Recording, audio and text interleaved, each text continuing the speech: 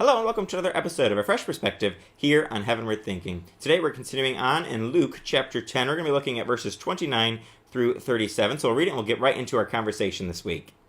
But he wanted to justify himself, so he asked Jesus, "And who is my neighbor?" In reply, Jesus said, "A man was going down from Jerusalem to Jericho when he was attacked by robbers. They stripped him of his clothes, beat him, and went away, leaving him half dead.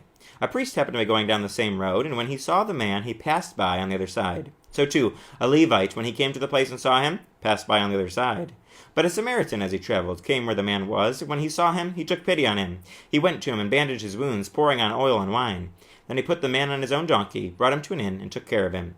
The next day he took out 2 denarii and gave them to the innkeeper. 'Look after him,' he said, 'and when I return, I will reimburse you for any extra expense you may have.' Which of these 3 do you think was a neighbor to the man who fell into the hands of robbers?" The expert in the law replied, "The one who had mercy on him." Jesus told him, "Go and do likewise." So as we look at this section, last week we talked about how the expert in the law tested Jesus, asked about what can he do to inherit eternal life, and then got the answer, love the Lord your God with all your heart, soul, strength, and mind, love your neighbor as yourself. We see here he's not content with that answer. He's trying to justify himself. What can we learn from this man's question and Jesus' response? He should have been quiet. Right? Again, there's a lot of times when we continue on a path when we probably should have stopped. Right? Everything Jesus told him was right. It was simple. He could have walked away, interpreted it for himself, done whatever he wanted to do with it. But he asked a very specific question: who's my neighbor? Right? And again, the parable that Jesus uses throws everybody into a big disarray, right? Because there's this the Jewish people had this very simple system, of how to do something, and Jesus went in and he's constantly widening it, constantly getting us to think it's easy to love those who love you. What about those who don't love you, right? But just the concept behind this whole thing, right, of the fact that the religious leader, the people who should have gotten it, didn't get it, and the person that should have gotten it did get it. Absolutely. We've seen Jesus constantly flipping the narrative that people had, flipping their idea of things, giving them a fresh perspective, just like we're trying to learn here on this show, having a fresh perspective of things, totally blowing the minds of those. We don't get the great reaction here from the crowd or the people listening to this conversation, but I can only imagine the people listening to this parable, because the Samaritans were totally separate from the Jews. The Jews and the Samaritans didn't get along at all. We know that from an understanding of the gospel and an understanding of the culture at that time. So Jesus using this parable where, hey, there's this great Jewish leader, there's this Levite who passes by on the other side, and then, there's a Samaritan, someone who was thought of as like less than a person, going and doing the right thing, and he's the hero of this story, the one who demonstrates what it is to be a neighbor, to love other people. That just totally changes the whole narrative, and I think today we have that same concept in our own lives of we like to think of people being separate from us and they don't deserve our love or our time or our energy, like in this story. What can we do to change that? Well, I think that the first thing that we can do to change that is change the thinking. Right? We have stinking thinking, right? It's just not good, and Jesus is constantly trying to correct it, right? We think that we just need to help those that we want to help, and Jesus says it's easy to love those people. I tell you, love your enemies. Right? Your neighbor is now, according to Jesus, anybody who's in need, right? For any reason. He widens this whole thing, and we need to widen it.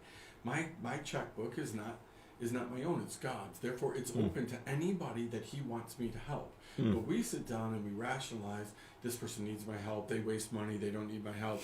This person wouldn't be in this moment if they had done all these things, right? If they had just been like me, they wouldn't need my money, but they need my money. So, we decide who deserves our help and who doesn't. My life is not my own, you're bought with a price, right? Your checkbook isn't, your resources aren't, nothing that you have is yours. And so God is constantly challenging us to say, are you willing to open that up and help your neighbor? Well, neighbor isn't just the guy standing next to me, the people I love.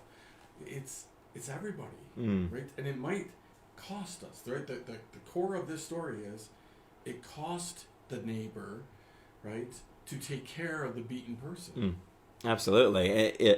In this story, we see a financial cost. Not always is that necessarily going to be the case, but there is a cost, and it's just the same as we've seen already just a chapter back in Luke 9 of the cost of following Jesus. It's going to be great. You have to take up that cost, be willing to lay down your life for Jesus, and doing that for Jesus often involves laying down your life to help other people, to be responsive to their needs, to put their needs ahead of your own. We're challenged all throughout the New Testament to do that. Put other people first. Look for ways to serve the least of these. Look for ways to serve your enemies. And like this story, your neighbor, like you said, it's not just the people you like. It's not the people just in your surrounding area. It's everyone that the Lord places in your path. It's everyone who needs help. He's going to direct you to often have to step outside of your comfort zone. This would have been a completely uncomfortable situation. This Samaritan stepping in, helping this Jewish man who had been attacked by robbers, and then he went above and beyond, took care of his immediate need, but then didn't just leave him bandaged on the side of the road. He could have done that, met the need quickly, bandaged him up, left him there,